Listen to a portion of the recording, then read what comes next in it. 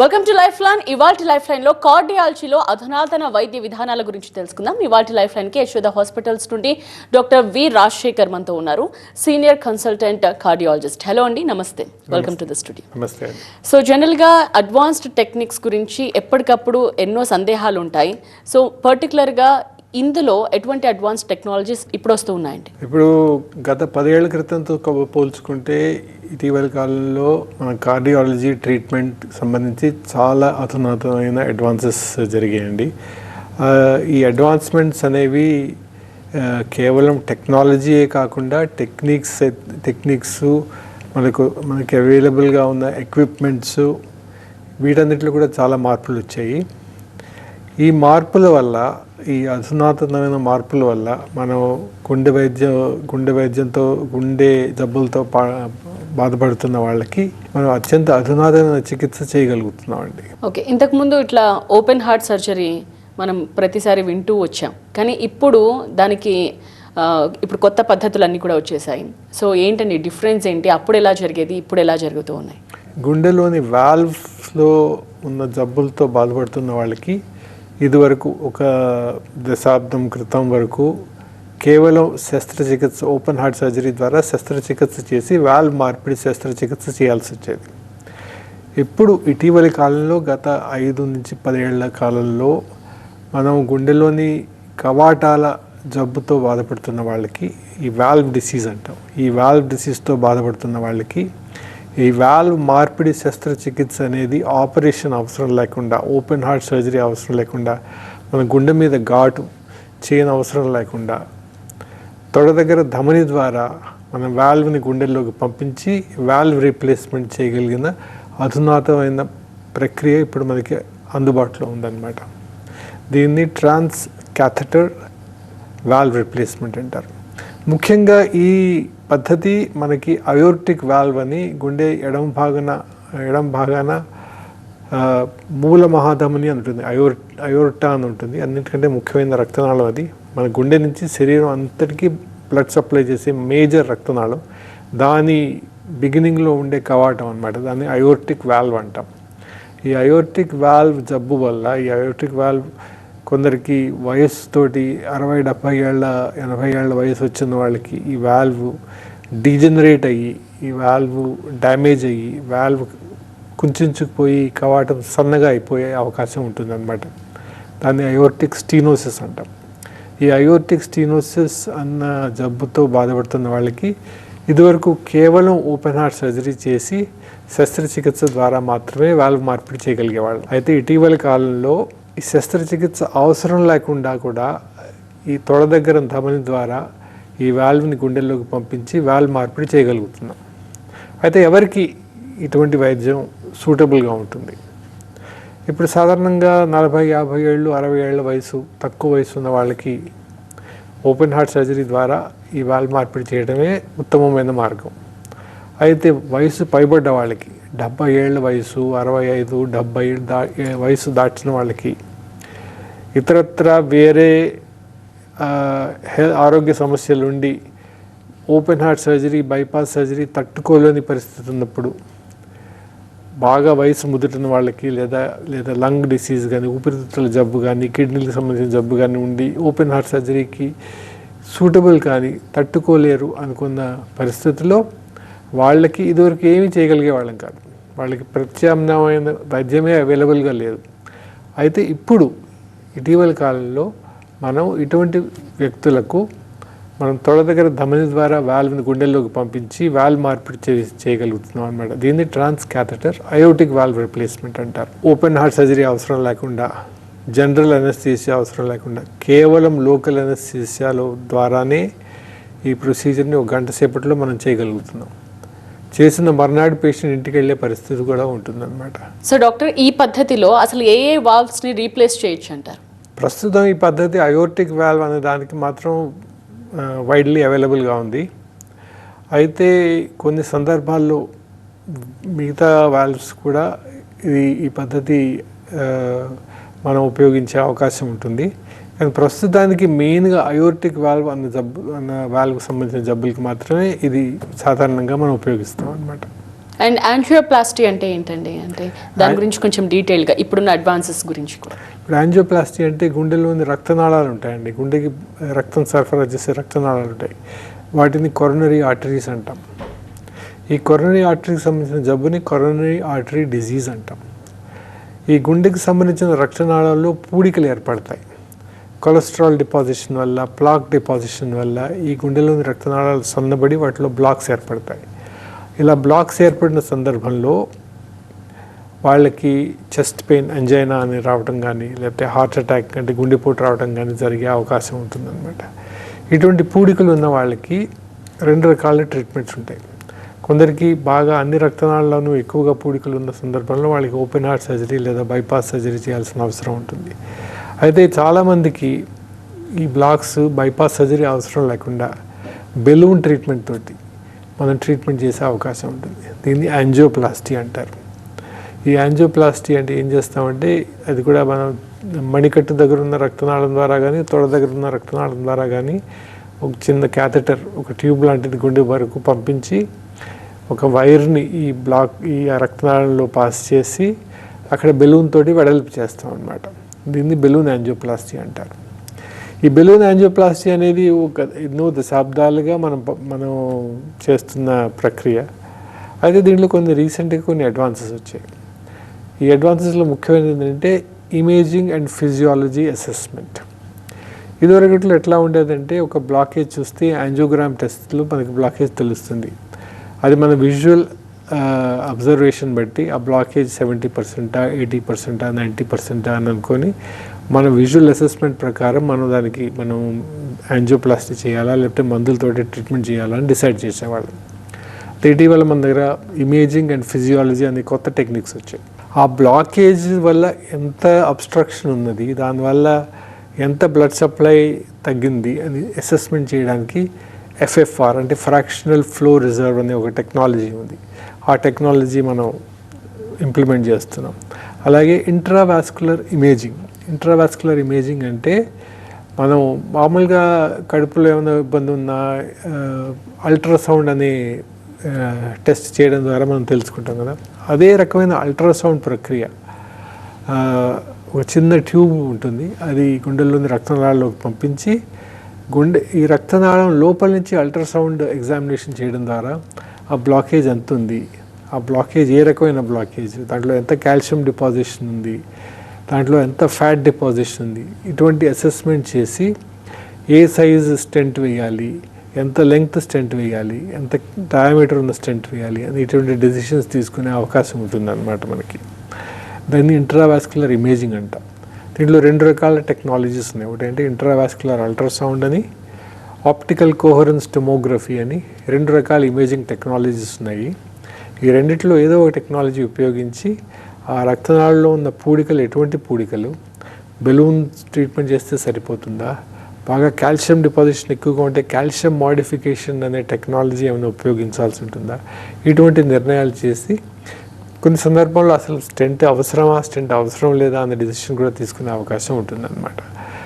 ఇది ఒక important advancement. ఒక టైంలో మనం కేవలం యాంజియోగ్రఫీలో కనిపించిన ఫైండింగ్స్ ద్వారానే మన డెసిషన్ బేస్ చేసుకొని స్టెంటింగ్ కానీ బెలూనింగ్ కానీ చేసేవాళ్ళం. ఇటీవల కాలంలో ఈ ఇంట్రావాస్కులర్ ఇమేజింగ్ అనే టెక్నాలజీని మనం వాడటం ద్వారా ఇంకా మంచి రిజల్ట్స్ ఇచ్చి పేషెంట్స్కి ఇంకా బెనిఫిట్ చేయగలుగుతున్నాం అన్నమాట. సో స్టెంట్స్ అని మెన్షన్ చేస్తున్నారు కాబట్టి అసలు స్టెంట్స్ అంటే ఏంటి కొంచెం డీటెయిల్గా, ఇప్పుడు లేటెస్ట్గా వచ్చిన స్టెంట్స్ గురించి కూడా చెప్తారు. ఇప్పుడు స్టెంట్స్ అనేవి ఏంటంటే these are like metal tubes అండి. మనం బెలూన్ తోటి ఆ బ్లాకేజ్ని వెడల్పు చేసిన తర్వాత మళ్ళీ ఆ వెజల్ ఇలా కుంచుకుపోకుండా ఉండడానికి ఒక స్కాఫోల్డ్ లాగా స్టెంట్ అనేది ఒక మెటల్ ట్యూబ్ని మనం ఇంప్లాంట్ చేస్తాం అన్నమాట. ఇప్పుడు ఇటీవల కాలంలో మనం యూజువల్గా యూజ్ చేసే స్టెంట్స్ ఏంటంటే డ్రగ్ ఎల్యూటింగ్ స్టెంట్స్ అంటారు. అంటే ఆ స్టెంట్ లోపల ఒక మెడిసిన్ ఉంటుందన్నమాట. ఆ మెడిసిన్ క్రమంగా ఆ బ్లడ్ వెజల్ వాల్లోకి చేరుకుంటుంది. దానివల్ల మళ్ళీ రీబ్లాకేజ్, మళ్ళీ మనం బెలూన్ చేసి స్టెంట్ వేసిన చోట మళ్ళీ బ్లాకేజ్ కాకుండా అది కాపాడుతుంది అన్నమాట. సో దాన్ని డ్రగ్ ఎల్యూటింగ్ స్టెంట్ అంటారు. సో ఇటీవల కాలంలో ఎన్నో రకాల లేటెస్ట్ డ్రగ్ ఎల్యూటింగ్ స్టెంట్స్ మన అందుబాటులో ఉన్నాయి. ప్రపంచంలో బెస్ట్ సెంటర్స్లో ఉన్న స్టెంట్స్ కూడా మన దగ్గర ఇప్పుడు మన అందుబాటులో ఉన్నాయి. దానివల్ల మనం బెలూన్ ట్రీట్మెంట్ చేసిన తర్వాత రిజల్ట్స్ కూడా ఇంకా మెరుగ్గా ఉన్నాయన్నమాట. అయితే కొన్ని సందర్భాల్లో స్టెంట్స్ అవసరం లేకుండా మెటల్లెస్ యాంజియోప్లాస్టీ అంటాం. అంటే ఒక బెలూన్ చేసిన తర్వాత స్టెంట్ పెట్టాల్సిన అవసరం లేకుండా.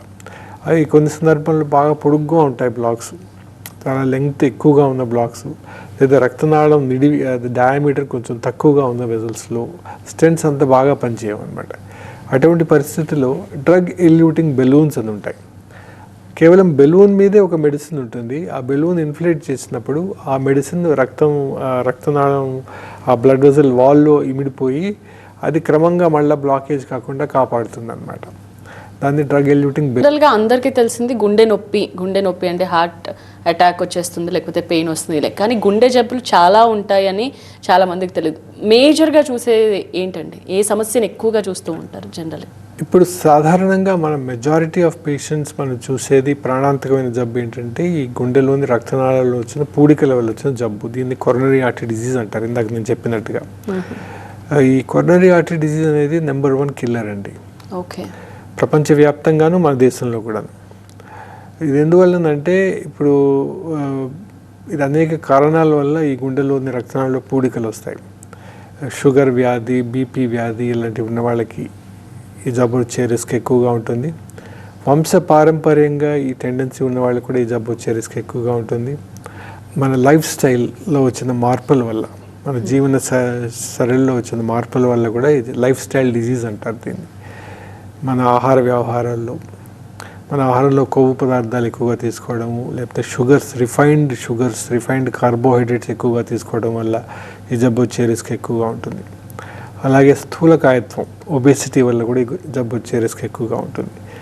శరీర వ్యాయామం లేకపోవడం, సెడెంటరీ లైఫ్, అంటే ఒకే చోట ఇదివరకు యాక్టివ్గా ఉండే వ్యక్తులు ఇటీవల కాలంలో ఈ కంప్యూటర్ ఐటీ డెవలప్మెంట్ వల్ల డెస్క్ జాబ్స్కి ఎక్కువగా చేయడం వల్ల రోజుకి 10 గంటలు 12 గంటలు ఒకే చోట కూర్చొని కంప్యూటర్ ముందు కూర్చొని వర్క్ చేయడం వల్ల, సెడెంటరీ లైఫ్ స్టైల్ వల్ల, ఏ రకమైన వ్యాయామం చేయలేకపోవడం వల్ల దీనివల్ల కూడా గుండె జబ్బు వచ్చే అవకాశం ఉంటుంది.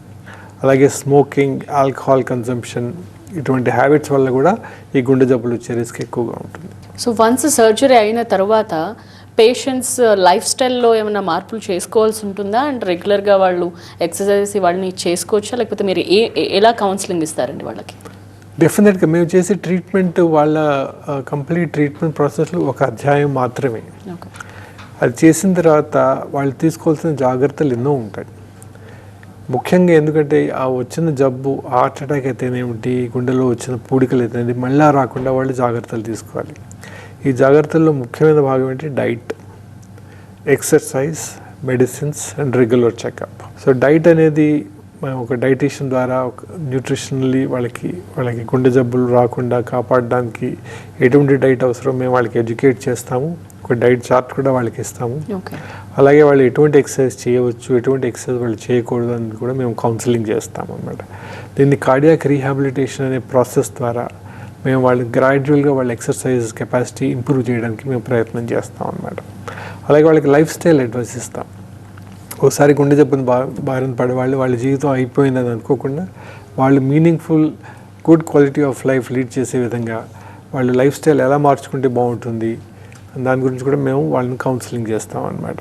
మేమైతే మెడిసిన్స్ ఏమైతే ప్రిస్క్రైబ్ చేసామో, చాలామంది అనుకుంటారు మెడిసిన్స్ ఒక 4 రోజులు వాడి మానేయచ్చు, 2 నెలలు వాడి మానేయచ్చు అనుకుంటారు. అలా కాకుండా చాలా వరకు ఈ మెడిసిన్ జీవితాంతం వాడాల్సి ఉంటుంది.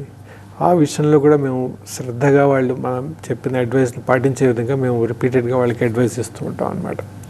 ప్లస్ ఫైనల్ థింగ్ అంటే రెగ్యులర్ మెడికల్ చెకప్. చాలామంది ఏమనుకుంటారంటే ఒకసారి ట్రీట్మెంట్ అయ్యింది, కొన్ని రోజులు మందులు వాడడం చాలు, నేను బాగానే ఉన్నాను, మళ్ళీ డాక్టర్కి వెళ్ళాల్సిన అవసరం లేదనుకుంటారు. బాడీ ఏజింగ్ అవుతున్న కొద్దీ లోపల చేంజెస్ వస్తుంటాయి, కొత్త జబ్బులు రావచ్చు, కొత్త ప్రాబ్లమ్స్ తలెత్తవచ్చు. అది మన మెడికల్ చెకప్ ద్వారానే బయటపడుతుంది. మెడికల్ చెకప్ చేసి కొన్ని ఇన్వెస్టిగేషన్ చేయడం ద్వారానే బయటపడుతుంది అనమాట. సో ఇంతకు ముందు అయితే గుండె జబ్బులు లేకపోతే హార్ట్ పెయిన్, హార్ట్ అటాక్ ఇవన్నీ కూడా ఒక ఏజ్ తర్వాత వచ్చేవి, ఏజ్ ఫ్యాక్టర్ కూడా మేజర్ రోల్ ప్లే చేస్తుంది అని అనుకునేవాళ్ళు. రాను రాను అది తగ్గిపోతూ వస్తుంది. ఈ మధ్యకాలంలో చిన్న పిల్లల్లో కూడా గుండె నొప్పితో చనిపోయిన సందర్భాలని మనం చూస్తూ ఉన్నాం. సో అలాంటి కేసెస్ని ఎలా చూస్తారు మీరు? అలాంటి కేసెస్ ఎప్పుడైనా మీ దగ్గరకు వచ్చాయా? ఇప్పుడు మనం పాశ్చాత్య దేశాలతో కంపేర్ చేసుకుంటే మన దేశంలో 1 లేదా 2 దశాబ్దాలు ముందుగానే గుండె జబ్బులు వస్తున్నాయి అన్నమాట. ఇప్పుడు వెస్టర్న్ కంట్రీస్, డెవలప్డ్ కంట్రీస్లో 60 years 70 yearsలో వచ్చే జబ్బులు మనకి 40 years 50 yearsలోనే వస్తున్నాయి. అదే కాకుండా కొందరు అతి తక్కువ వయసులో 30sలో కూడా, లేట్ 20sలో కూడా గుండె జబ్బున బారిన పడుతున్నారు అనమాట. దీనికి అనేకమైన కారణాలు ఉన్నాయి. అన్నిటికంటే ముఖ్యమైనది ఏంటంటే జెనెటిక్ ప్రీడిస్పోజిషన్. మన ఇండియన్స్లో జెనెటిక్గా గుండె జబ్బులు వచ్చే రిస్క్ ఎక్కువగా ఉంది. సో అందుకే మనకి తక్కువ వయసులో కూడా గుండె జబ్బులు వచ్చే అవకాశం ఉంటుంది. అందుకంటే ముఖ్యమైనది ఏంటంటే మన లైఫ్ స్టైల్. మన లైఫ్ స్టైల్లో ఏంటంటే మన ఆహార వ్యవహారంలో వచ్చిన మార్పులు, కొత్తగా డెవలప్ చేసిన హ్యాబిట్స్, స్మోకింగ్, ఆల్కహాల్ కన్జంప్షన్, ఇటువంటి హ్యాబిట్స్, ఎక్సర్సైజ్ లేకపోవడం, బాడీ వెయిట్ కంట్రోల్ చేసుకోలేకపోవడం, మన డైట్లో వచ్చిన మార్పులు, ఈ కారణాలన్నిటి చేత మనకి జన్యుపరంగా, వంశపరంపరంగా మన గుండె జబ్బులు వచ్చే రిస్క్ ఎక్కువగా ఉండటం వల్ల ఈ అన్ని ఫ్యాక్టర్స్ కలగలిసి తక్కువ వయసులోనే గుండె జబ్బులు వచ్చి హార్ట్ అటాక్ బారిన పడుతున్నారు మన యువకులు. అందుకని మనం చాలా ఇంపార్టెంట్ ఏంటంటే మనం పబ్లిక్ ఎడ్యుకేషన్ చేసి హెల్దీ లైఫ్ స్టైల్ గురించి మనం అందరికీ, జనరల్ పబ్లిక్కి ఇన్ఫార్మ్ చేయాల్సిన అవసరం ఉంది. సో ఈ డాక్టర్ మనకి గుండె కనపడదు, అది మంచిగా ఉందా లేదా అన్నది మీరు చూస్తేనే చెప్పగలరు. సో మేము రెగ్యులర్గా చూసుకోలేం కాబట్టి ఎవరికి బేసిక్ థింగ్ ఏంటి, దాన్ని హెల్దీగా ఉంచుకోవడానికి రెగ్యులర్గా మనం చేయాల్సిన ఒక్క విషయం ఏంటి? Healthy life style. ఈ లైఫ్ స్టైల్లో ఆహారం, exercise, maintaining body weight, managing stress, sleeping well, ఇవన్నీ ఇంపార్టెంట్. సెకండ్ థింగ్ ఏంటంటే ప్రివెంటివ్ హెల్త్ చెకప్. 20-25 ఏళ్ళు పైబడిన వాళ్ళందరూ బీపీ చెక్ చేయించుకోవాలి, బ్లడ్ షుగర్ చెక్ చేయించుకోవాలి, బ్లడ్ కొలెస్ట్రాల్ చెక్ చేయించుకోవాలి. ఇవి బేసిక్ టెస్ట్. ఇవి చేయించుకొని, ఎస్పెషలీ ఫ్యామిలీలో చిన్న వయసులో గుండె జబ్బులు వచ్చిన రిస్క్, పాస్ట్ హిస్టరీ ఉన్న వాళ్ళకి కూడా చిన్న వయసులో గుండె జబ్బులు వచ్చే రిస్క్ ఉంది కాబట్టి వాళ్ళు ప్రివెంటివ్ హెల్త్ చెకప్ చేయించుకోవాల్సిన అవసరం ఉంది. అంటే పర్సంటేజ్ పెరుగుతూ ఉందా, తగ్గుతూ ఉందా ఈ అవేర్నెస్ తర్వాత డాక్టర్ ఈ గుండె జబ్బులకు సంబంధించి? అవేర్నెస్ పెరుగుతున్నప్పటికీ ఈ గుండె జబ్బుల ఇన్సిడెన్స్ కూడా పెరుగుతుంది. ఇది ఒక ఎపిడమిక్ లాగా, ఒక మహమ్మారి లాగా తయారైందనమాట. అందుకని మనం గవర్నమెంట్ అయితేనేమిటి, డాక్టర్స్, మెడికల్ కమ్యూనిటీ అయితేనేమిటి, మీలాంటి మీడియా అయితేనేంటి, ఈ మెసేజ్ని బాగా వైడ్గా స్ప్రెడ్ చేయాల్సిన అవసరం ఉందన్నమాట. Healthy life style, preventive health checkup and early decision to take care of your health is very important. ఎవరైనా కళ్ళు తిరిగి పడిపోతే, గుండె నొప్పితో పడిపోతే వెంటనే సిపిఆర్ చేస్తే ఛాన్సెస్ ఉంటాయి అని అంటారు. బట్ ఏ కేసులో చేయాలి, ఎలా పడిపోయినప్పుడు చేయాలి, వాళ్ళు మనం ఎలా గమనించాలి, అది మనకు చాలా మందికి తెలియదు. ఇప్పుడు కొన్ని సందర్భాల్లో మీరు వినుంటారు, సడన్గా ఏదో జిమ్లో ఎక్సర్సైజ్ చేస్తూ కింద పడిపోయారని, లేకపోతే ఒక రన్నింగ్ రేస్లో పార్టిసిపేట్ చేసి రేస్ అవగానే కింద పడి కొలాప్స్ అయిపోయారని మీరు వింటుంటారు. ఇటువంటి సిచ్యువేషన్ ఏంటంటే కార్డియాక్ అరెస్ట్ అంటాం. ఈ సడన్ కార్డియాక్ అరెస్ట్ అయిన వాళ్ళని ముఖ్యంగా మనం బేసిక్ లైఫ్ సపోర్ట్ అని, అడ్వాన్స్డ్ లైఫ్ సపోర్ట్ అని 2 ప్రక్రియల ద్వారా వాళ్ళని మనం రివైవ్ చేయొచ్చు అనమాట. ఫస్ట్ ఏంటంటే ఇలా కింద పడిపోయిన వ్యక్తిని ఫస్ట్ బ్రీదింగ్ సరి ఉందా లేదా అని మనం గమనించాలి. ఎలా తెలుస్తుంది? వాళ్ళ ఛాతీ పైకి కిందకి మూమెంట్స్ ఉన్నాయా, లేకపోతే వాళ్ళ వేలు ముక్కు దగ్గర పెట్టి గాలి లోపలికి బయటకు వస్తుందా, మనం బ్రీదింగ్ గమనించాలి. సెకండ్ థింగ్, మనకి తెలిస్తే వాళ్ళకి పల్స్ ఉన్నదా అని గమనించాలి. సో పల్స్, బ్రీదింగ్ ఉంటే మనకు ఇమీడియట్గా వచ్చిన రిస్క్ లేదు. అది ఏదో బ్రెయిన్కి సంబంధించిన జబ్బు కావచ్చు, లేకపోతే వేరే ఇతర ఫిట్స్ లాంటి జబ్బు కావచ్చు. కానీ పల్స్ లేదు, బ్రీదింగ్ లేదు అనుకుంటే మనం వెంటనే వాళ్ళకి ఆర్టిఫిషియల్ రెస్పిరేషన్, చెస్ట్ కంప్రెషన్స్, అంటే వాళ్ళ చెస్ట్ని కంప్రెస్ చేయాలి. దానికోసం స్పెషల్ పద్ధతి ఉంది. యూట్యూబ్లో కూడా మీకు వీడియోస్ ఉంటాయి. ఇటువంటి చాలా ట్రైనింగ్ ప్రోగ్రామ్స్ కూడా మేము చేస్తూ ఉంటాం అన్నమాట. For common people how to do CPR. దీన్ని బై స్టాండర్డ్ సిపిఆర్ అంటారు. ఓకే. అంటే జిమ్లో కానీ స్కూల్లో కానీ కాలేజ్లో కానీ ఎక్కడన్నా ఇలా సడన్గా ఏమైనా పడిపోతే బై స్టాండర్డ్ పక్కనే ఉన్న వాళ్ళు సిపిఆర్ ఎలా చేయాలని దానికి కూడా మేము ట్రైనింగ్ ప్రోగ్రామ్స్ నిర్వహిస్తూ ఉంటాం అనమాట. ఈ సిపిఆర్ చేయడం వల్ల వాళ్ళ వాళ్ళకి హార్ట్ బీట్ ఆగిపోవడం వల్ల ఇలా కార్డియాక్ అరెస్ట్ అవుతుంది. ఈ సిపిఆర్ అనే ప్రక్రియ ద్వారా వాళ్ళ హార్ట్ మళ్ళీ బీట్ అయ్యేట్టుగా చేస్తాం అనమాట. ఈ హార్ట్ మళ్ళీ బీట్ అయితే మళ్ళీ వాళ్ళ రెస్పిరేషన్ కూడా స్టార్ట్ అయితే వాళ్ళని రివైవ్ చేయగలుగుతాం మనం. సో ఒక్కొక్కసారి అలా చేసినా కూడా కొంతమంది అంటే ప్రాణాలు వదిలేస్తూ ఉంటారు. ఆ కేసెస్ ఎలా చూడాలంటే ప్రాపర్గా చేయలేదని అనుకోవాలా, లేకపోతే అంటే మనం బైస్టాండర్ సిపిఆర్ చేసినా, మనం హాస్పిటల్ లోపల సిపిఆర్ చేసినా సరే కొంతమందిని మనం రివైవ్ చేయగలుగుతాం. కొంతమందికి అంత బాగా ఎక్కువ డ్యామేజ్ వల్ల రివైవ్ చేయలేం మనం. ఓకే.